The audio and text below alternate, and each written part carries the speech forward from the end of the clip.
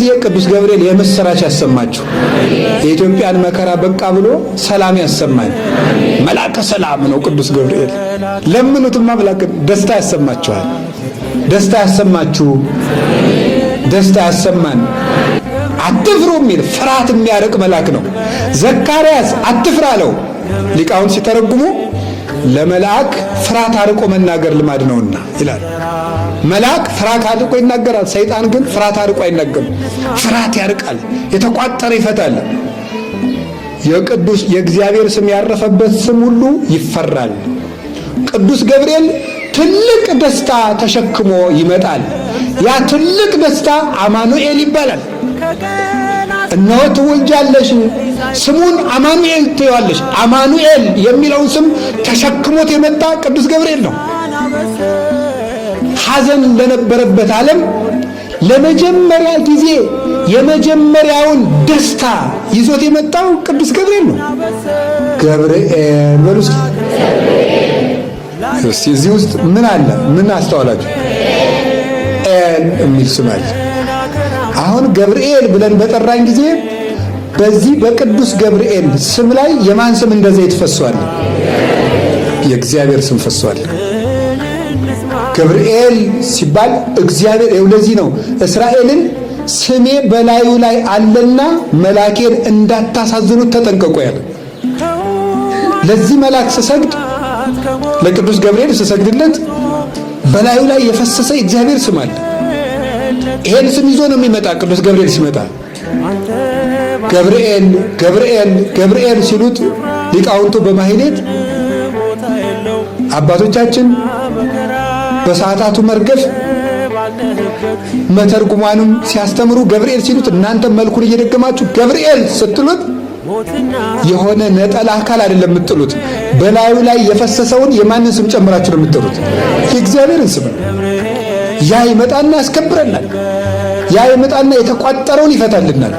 ቅዱስ ገብርኤል ግርማ ያለውን ክብር የሚሰጠውን ሞገስ የሚያጎናጽፈውን የእግዚአብሔርን ስም ተሸክሞ ነው የሚመጣ። እስመ እግዚአብሔር ይሁ ክብረ ወሞገሰ፣ እግዚአብሔር ክብርን ባለሟልነትን ይሰጣል። እያስተጸንሶሙ እግዚአብሔር ለለ ያውሩ በየዋሃት፣ በቅንነት ጸንተው የሚኖሩትን እግዚአብሔር ከባለጸግነቱ አሳጥቶ አያስቸግራቸውም። እግዚአብሔር ክብርና ሞገስን ይሰጣል። ገብርኤል የሚለው ስም ይፈራል። ለኛም ፈራው እንወደዋለን። አጋንንት ይፈሩታል። ለምን? የእግዚአብሔር ስም በላዩ ላይ ፈሷል። ሰይጣን ይፈራዋል። አናብስቱ ይፈራሉ። እሳት ይፈራዋል የቅዱስ ገብርኤልን ስም። ሲመጣ እኮ የሰለስቱ ደቂቅ እሳት ጸጥ አለ። ታዲያ ቅዱስ ገብርኤል ደግሞ የእግዚአብሔርን ስም ተሸክሞ ነው የሚመጣው። ጎበዝ፣ የእግዚአብሔር ስም እኮ ሰማይና ምድርን እንደ ቅቤ ያቀልጣቸዋል። ይሄን ስም ተሸክሞ ለሚመጣ መልእክተኛ አፈር ትቢያ ቢልሱለት ያንሰዋል እንጂ ይበዛበታል። ይሄን ስም ተሸክሞ ለሚመጣ ገብርኤል ይሄን ይዞ ነው የሚመጣ። እሱ ሲመጣ ለዚህ ነው ምድር ትንቀጠቀጣለች። እምነገጹ ለመላክ በረሃት ምድር አይደል ያለ ቅዱስ ዮሐንስ። ከመላኩ ፊት የተነሳ ምድር አበራች ነው የሚለው ራዕየ ዮሐንስ ላይ። ከመላኩ ፊት የተነሳ ምድር አበራች። ጨለማ የሚፈራው ስም ነው ገብርኤል ማለት። እውነቴን ነው የምነግራችሁ፣ መልአከ ብርሃን ነው። ወሶበሬ እግዚአብሔር ለሊሁ እግዚአብሔር ንጽሕና ይፈነው መልአኮ ብርሃናዊ ዘመጽሐቤኪ።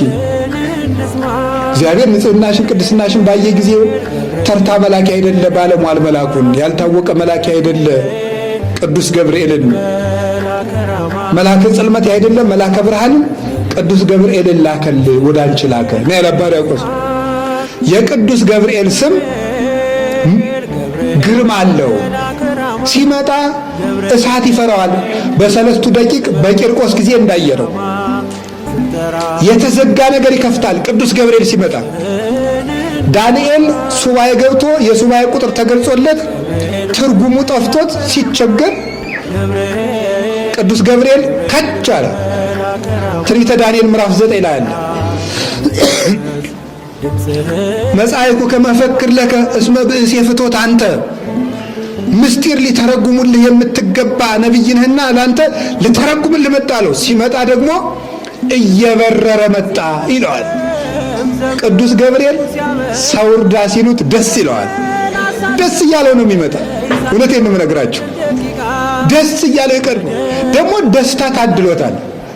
ሁልጊዜ በቅዱስ ገብርኤል እንደው በደብሩ በሰፈሩ ሁሉ ዞር ያለ ሰው ደስታ ሳይሰማ አይውልም። ከልቤ ነው የምነግራችሁ። እንደው ሰበካ ጉባኤው ደብሩ እንዲፈጸም እንደዚህ አበልብሎኝ እንዳይመስላችሁ። ከልቤ ነው እማምላክ እማምነው እንደምናገር። ቅዱስ ገብርኤል የደስታ መልአክ ነው። ዘይት ደስ ያሰኛል። ሲቀቡት ፊት ያበራል፣ ደስ ያሰኛል። የእግዚአብሔር ስም ደስታ ነው። ቅዱስ ገብርኤል ይሄን ስም ተሸክሞ ይመጣል። ስንጠራው ይሄ ስም ይመጣል። ለድንግል ማርያም ደስታ ነገራት። ለሶምሶን እናቶች ለማኑሄና ለእናቱ ለእናት አባቱ መጽሐፈ መሳፍንት ምዕራፍ 13 ላይ እንደምታነቡት ልጅ አጥተው ሲኖሩ ትወልዳላችሁ ብሎ ደስታ ነገራቸው። ልጅ አጥቶ ላዘነው ለዘካርያስ ደስታ ነገረው። በጨለማ ላሉት እረኞች ትልቁን ደስታ ነገራቸው። እትፍርሁ እስመናሁ እዜንወክሙ አብየ ዜና ዘይከውን ለክሙ ወለኩሉ ዓለም። ለእናንተም ለዓለሙም ተድላ ደስታ የሚሆን ታላቅ